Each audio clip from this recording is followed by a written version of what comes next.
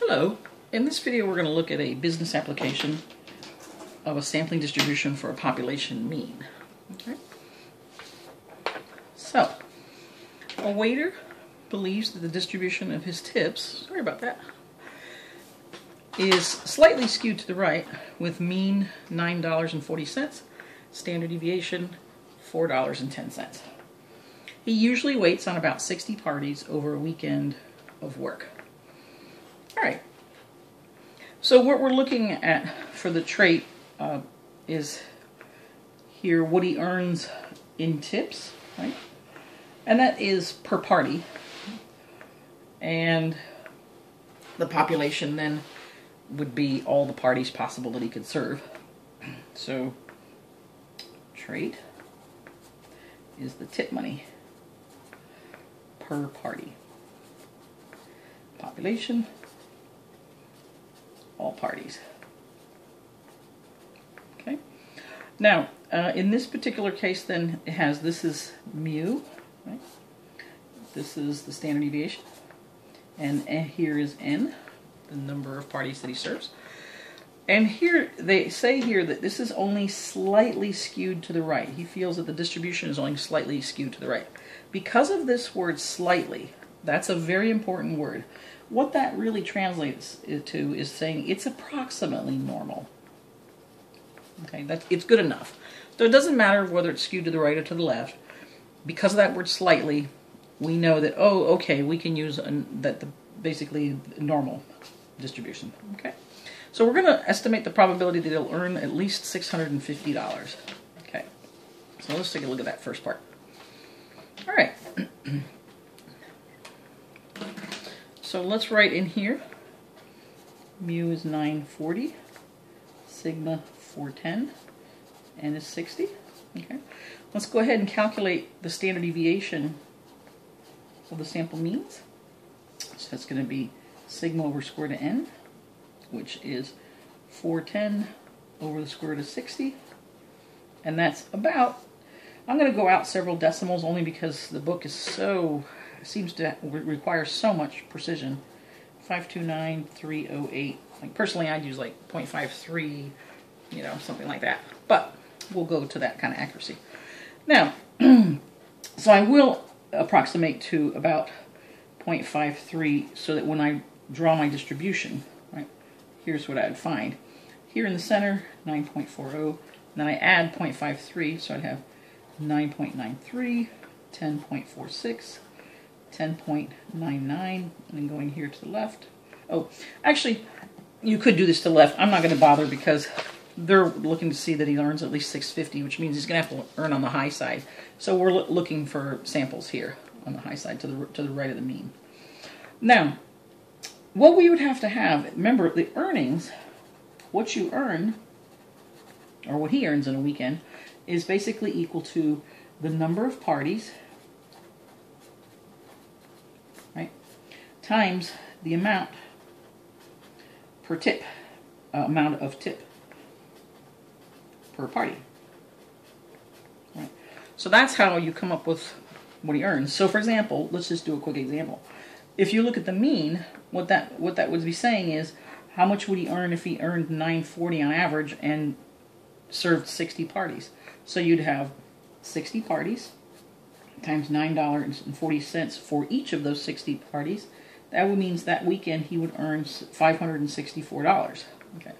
But what this question is asking is, what will it take? What is the average amount of the tip per party for him to earn $650 if he's serving 60 parties? So let's go ahead and solve for that. So what is the amount of tip when I have 60 parties? What would I have to be for the tip, right, average tip, so that I earn $650? So here you're just going to divide both sides by 60, and what you'll get is the average tip would have to be $10.83, but I'll go up a few decimals here. Okay, so that's what you have to earn. Now first let's look, that would be basically your average of the tip, so that's Y bar. So is this even possible? So I look at my distribution and I say, well, yes, it's on the high end, but it at least is on my distribution. In fact, it's somewhere here between 2 and 3 standard deviations. Now, because it says at least, it's that much or more, right? So our shading is to the right. And that's going to, of course, be important when we do normal CDF.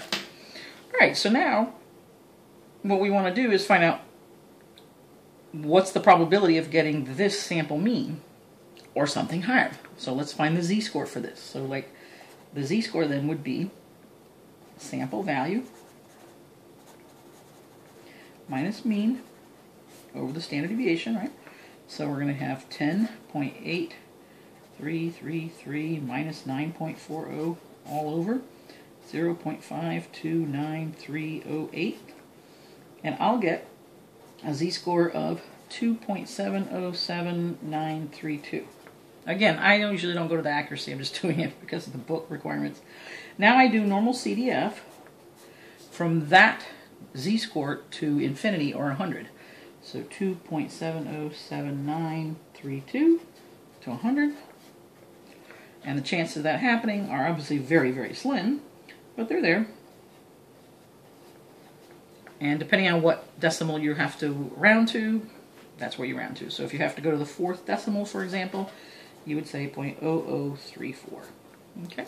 So that's part A. Again, pretty realistic. This is something that could happen that you might need to do in your own life, right? Once you get a feel for things, you know, okay, in general, I serve this many people, and, you know, what's the average tip? You could find all this out. So this is very applicable. All right. And the second part, B, how much does he earn on the best 5% of such weekends? All right. Now, again, this is here, let me just kind of contrast. This is like a type 1 problem where they give you, you know, once you unravel this part that you find out you're trying to find a sample mean, you're trying to find a value, right, and it has units. In this case, they're giving you percent, so this is like a type 2 or inv norm problem, right? So what they're asking for is then, when you have this distribution of sample means, right, a lot of y bar, y bar, y bar, y bar, right, all these possible sample means, which are the average amount of tips that he could be making. Where's the highest 5%? Somewhere in here, right? So we're looking for the top 5%. All right. Now remember, with inv norm, since this is an inv norm problem, we really want to find the equivalent bottom 95% because we want area to the left. Right now we have area to the right. So we'd have to do 100% minus 5% to get 95%, right? So we want to do inv norm 0.95, and we'll get 1.64485 standard deviations. So what that means is, relative to the mean, which is 0 standard deviations, the z-score of the sample mean I'm looking for is going to be 1.64485 standard deviations from the mean, you know, to the right. All right, so now we're going to do z equals, you know, value minus mean over standard deviation. So we have 1.64485 is equal to some sample value. Remember, our sample value is a y bar. We're looking for what sample mean is that distance. Minus 9.40, that's the mean here, right, mu, all over standard deviation, which we calculated earlier. Standard deviation of the sample means right here. So 0.529308. And when you do this, you'll get $10.27, right? 06, something like that. And now, that's what you have to make. That's your y bar, right? That's this value. That's the sample mean for all the sample means that you could have here. Now, how much would he earn on that weekend, right? How much does he earn? Well, the earnings is going to get, again, the average amount of tip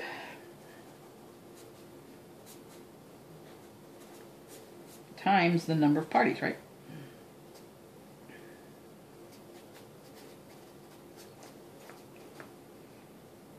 Or I should say average amount of tip per party. Sorry about that. Per party. Times the number of parties, right?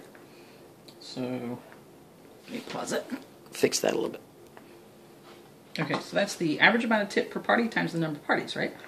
So again, we have this as $10 and let's say 27 cents. Times 60 parties, that would be $616, let's say, and 24 cents. Okay, So very interesting application. Again, you could extrapolate. This is about tips, but this could be about other things that earn.